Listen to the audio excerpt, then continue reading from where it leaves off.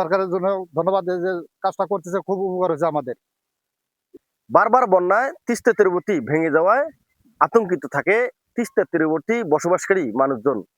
কিন্তু বর্তমান প্রধানমন্ত্রীর জরুরি উদ্যোগে এই তিস্তা তীরবর্তী ভাঙ্গন রোধে জিও ব্যাগ দিয়ে বাঁধ নির্মাণ করা হচ্ছে। এই বাঁধ নির্মাণ কারণে এবারের বন্যায় ভাঙ্গন থেকে অনেকটা রেহাই পেয়েছে এই এলাকার মানুষজন।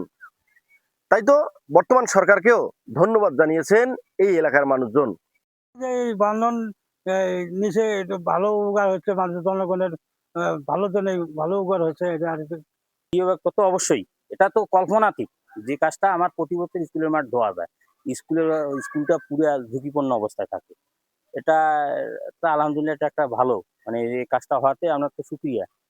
বর্তমান সরকার যে উদ্যোগটা নিয়েছে, দুই পারে যে ভাঙনটা ছিল, পুকুরে যে বাঁধটা দিছে জিও অবস্থা, তাতে ভাঙন আর নাই বলতে বলা যায়।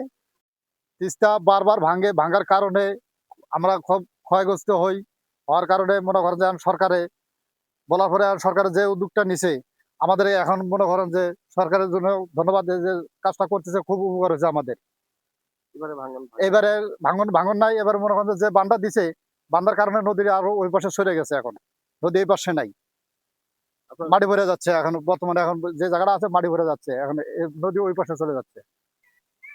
আগামীতে এর চেয়েও ভালো কোনো উদ্যোগ নেবে বর্তমান প্রধানমন্ত্রী, এমনটাই প্রত্যাশা স্থানীয়দের।